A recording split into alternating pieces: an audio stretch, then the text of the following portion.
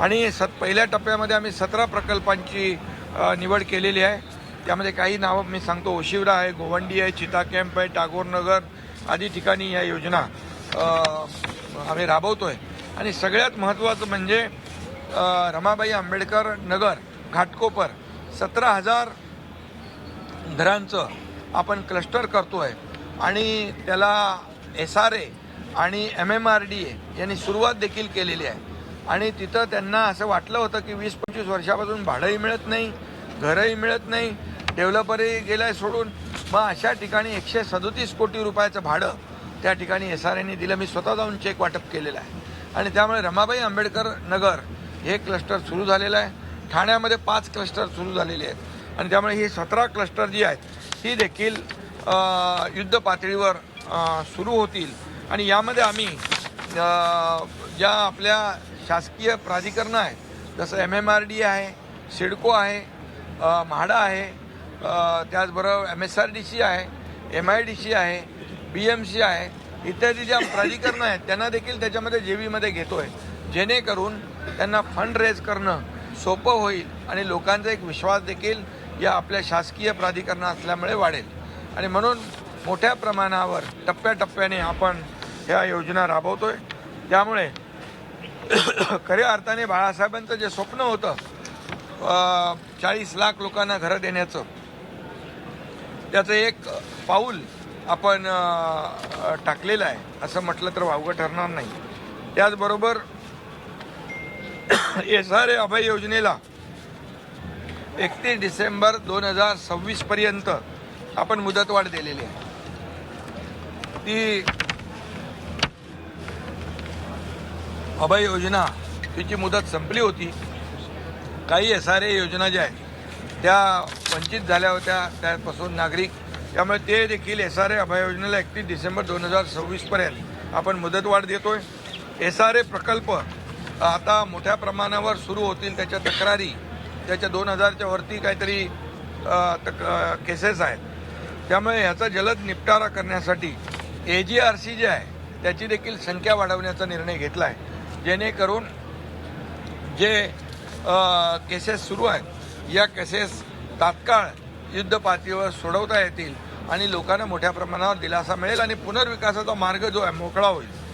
म्हाडाच्या ओशीसाठी देखील अभय योजना जी होती त्याला देखील आपण 31 डिसेंबर 2026 पर्यंत 1 वर्षाची मुदतवाढ दिलेली आहे। यामध्ये देखील म्हाडाचे जे रहिवासी आहेत त्यांना देखील याचा लाभ होईल। त्याचबरोबर मुंबई महापालिकेच्या लीज प्लॉटवर महापालिकेच्या कर्मचाऱ्यांची जी घरं आहेत ती घरं 83 अशा वसाहती आहेत, 83 प्लॉट आहेत आणि त्याकरिता देखील जे काय प्रीमियममध्ये सवलत देणं, इतर जे काही इन्सेंटिव्ह FSI देणं, यासाठी मुंबई महापालिका आयुक्तांना प्रस्ताव तयार करण्याच्या सूचना मी दिलेल्या आहेत, जेणेकरून सफाई कर्मचाऱ्यांच्या वसाहती आहेत, इतर कर्मचाऱ्यांच्या वसाहती आहेत, या सर्व कर्मचाऱ्यांना त्या ठिकाणी पुनर्विकासामुळे न्याय मिळेल आणि चांगली घरं मिळतील। त्याचबरोबर फनेल झोनचा जो रखडलेला प्रश्न होता, आता मुख्यमंत्री महोदयांनी खालच्या सभागृहात देखील त्याच्यावर सुतोवाच केलं होतं म्हणून निवेदनामध्ये, रखडलेल्या इमारतींचा पुनर्विकास जे फनेल झोन आहे, फनेल झोनमध्ये जे हाईट रेस्ट्रिक्शन आहे त्या हाईट रेस्ट्रिक्शनमुळे त्यांना पूर्ण FSI वापरता येत नाही आणि तो FSI वापरता न आल्यामुळे पुनर्विकासाला खीळ बसलेली आहे। आणि म्हणून त्या ठिकाणी जसं पुन्हा एकदा मी सांगतो, प्रधानमंत्री महोदयांचं हाऊसिंग फॉर ऑल हे जे काही स्वप्न आहे, संकल्पना आहे, त्याला एक गती देण्यासाठी आम्ही इथं जे पुनर्विकासाच्या योग्य ज्या इमारती आहेत, धोकादायक आहेत, त्यांना वाढीव FSI देतो। EWSला 300 चौरस फूटपर्यंतचा FSI विनामूल्य प्रदान करण्यात येणार आहे। त्याचबरोबर LIGमध्ये 600 चौरस फूटपर्यंतच्या सदनिकांना पुनर्बांधणीसाठी विनाशुल्क व्हावी यासाठी देखील या योजनेमध्ये तरतूद केलेली आहे। या योजनेत खालीलप्रमाणे FSI ध्येय असणार आहे। जमीन मालक मूळ जमिनीच्या मालकी हक्का इतका बेसिक FSI त्यांना त्यांच्या मालकी हक्काच्या प्रमाणामध्ये देय राहील। संरक्षित भाडेकरूंना त्याचं संरक्षित क्षेत्रा इतकं FSI किंवा 30 चौरस मीटर यापैकी जो अधिक असेल तो देण्याचा निर्णय झालेला आहे. अधिकृत रहिवाशांना त्यांच्या ताब्यातील क्षेत्रा इतका FSI किंवा 30 स्क्वेअर मीटर क्षेत्रफळ यापैकी जे अधिक असेल तो अनुज्ञेय राहील.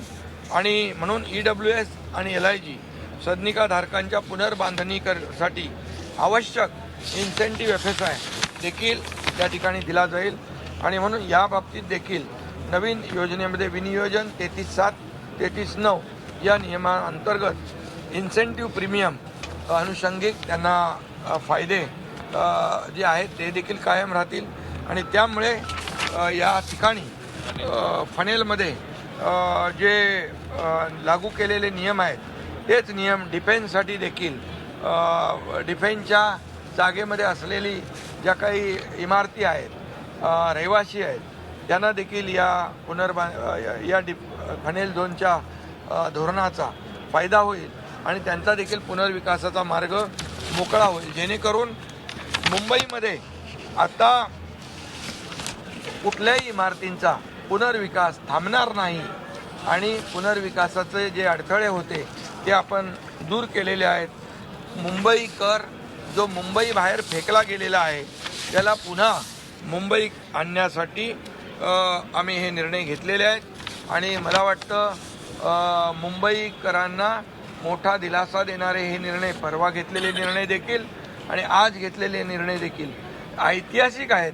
आतापर्यंतच्या इतिहासामध्ये गेल्या अनेक वर्षापासून ही जी मागणी होती मुंबईकरांची, पुनर्विकास रखडलेला आहे, इमारती पडतात, लोकांचा जीवितहानी होते आणि यासाठी या पुनर्विकास प्रकल्पांसाठी किंबहुना पुनर्विकासामध्ये असलेले अडथळे दूर करण्यासाठी सरकारने एक मोठं धोरणात्मक पाऊल उचललेलं आहे.